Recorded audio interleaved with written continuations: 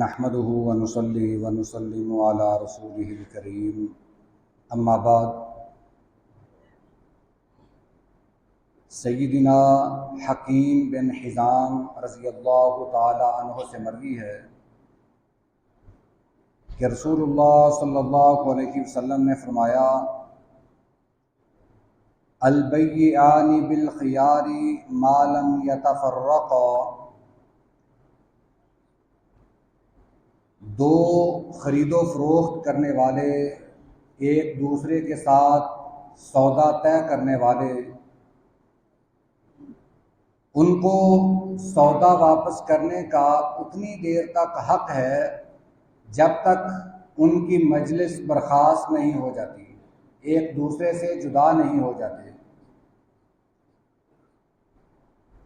فَإِن صَدَقَا وَبَيَّنَا بُورِكَ لَهُمَا فِي بَيْعِهِمَا،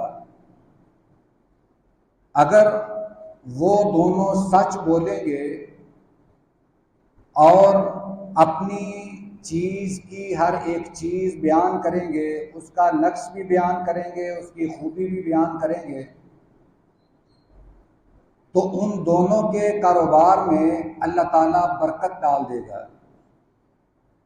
وَإِن كَتَمَا وَكَذَبَ مُحِقَتْ بَرَكَةُ بَيْعِهِمَا، اور اگر وہ جھوٹ بولیں گے، غلط بیانی کریں گے، اپنے چیز کی کوئی خامی وہ چھپائیں گے، آپ نے فرمایا کہ ان کے کاروبار سے برکت ختم کر دی جائے گی۔ یہ بخاری شریف کی حدیث مبارکہ ہے۔ مسلم شریف میں بھی یہ الفاظ موجود ہیں، سنن نبی داود میں بھی یہی روایت موجود ہے۔ حضرت حکیم بن حزام رضی اللہ تعالی عنہ سیدہ خدیجہ رضی اللہ تعالی عنہا کے بھتیجے ہیں، صحابی رسول بھی ہیں، بڑے جلیل القدر صحابی ہیں۔ ان سے یہ روایت ہے جو ابھی آپ کی خدمت میں نے پیش کی ہے۔ اس کے بڑے واضح الفاظ ہیں کہ جو شخص تجارت اس انداز سے کرتا ہے، پہلی بات تو یہ کہ ہمارے ہاں جو سودا کرنے کا ایک اصول ہے وہ بھی غلط ہے۔ ہم یہ کہتے ہیں کہ اگر گاہک نے پیسے دے دیے ہیں تو سودا ہو چکا ہے، اب دکاندار اسے پیسے واپس نہیں کرتا، آگے سے باتیں بھی سناتا ہے کہ پہلے تم نے یہ چیز لی کیوں، یہ سودا کیا کیوں، جبکہ ہمارا دین یہ اختیار دیتا ہے کہ جب تک وہ گاہک آپ کی دکان سے چلا نہ جائے اتنی دیر تک اسے یہ حق حاصل ہے، اس کا دین اسے یہ حق دیتا ہے کہ وہ اپنا سودا واپس کر سکتا ہے۔ ابھی وہ دکان میں ہی ہے، بے شک اس نے پیسے دے دیے ہیں، قیمت طے ہو چکی ہے، قیمت ادا بھی ہو گئی ہے، اس کے بعد بھی وہ سودا واپس کرنے کا حقدار ہے، اگر چاہے تو کر سکتا ہے، یہ اجازت اسے اس کا دین اور اسلام دیتا ہے۔ اور ہمارے ہاں یہ چیز قابل برداشت نہیں۔ ہم ایک بحیثیت مسلمان اسلامی اصولوں پر تجارت نہیں کرتے، ہم کاروبار بھی اپنے بنائے ہوئے اصولوں پر کرتے ہیں۔ پیچھے کئی احادیث میں نے جو پڑھی ہیں وہ ہمارے آج کل کے کاروبار کے اصولوں کے، یعنی ہمارے یہ اصول ان حدیثوں کے خلاف ہیں۔ یہ اکثر دکانوں پہ جو میں نے پہلے بھی نشاندہی کی لکھا ہوتا ہے کہ خریدا ہوا مال واپس یا تبدیل نہیں ہوگا، یہ بھی خلاف شریعت ہے۔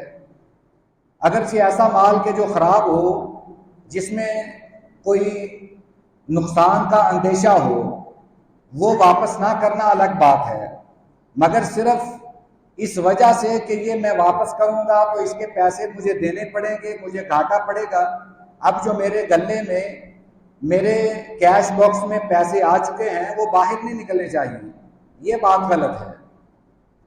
اور آج جو ہم نے بات پڑھی ہے، ہمارے بہت سارے دکاندار، بہت سارے تاجر اس اصول کے بھی خلاف ہیں۔ اگر آپ کی دکان پر کھڑا گاہک چیز نہیں لینا چاہتا، وہ گاہک اگر چیز نہیں لینا چاہتا، اسے بھی بیچارے کو جھوٹ بولنا پڑتا ہے کہ یار گھر سے فون آیا ہے کہ یہ چیز رہنے دو۔ وہ چیز آپ کو واپس کرنے کے لیے بھی جھوٹ کا سہارا لیتا ہے۔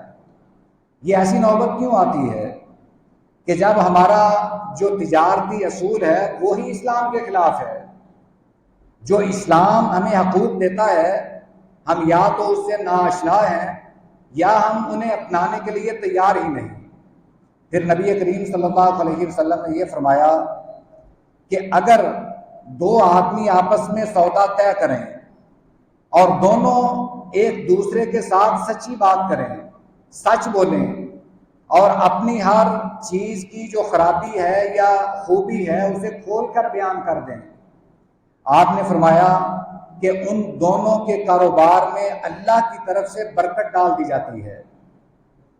اب یہ برکت کیا ہے ہم اس چیز کو شاید نہ سمجھ سکیں، مگر ہمارے مال میں برکت ایک ایسی چیز ہے جو اسے نفع بخش بناتی ہے۔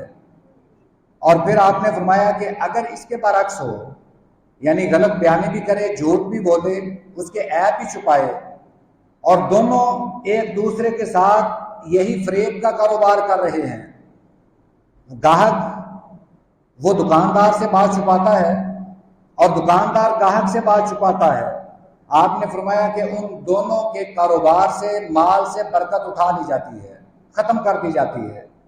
اب یہ برکت ختم ہونا کیا ہے کہ ایک آدمی بینک سے پیسے نکلواتا ہے، رستے میں اسے ڈاکو پڑ جاتے ہیں۔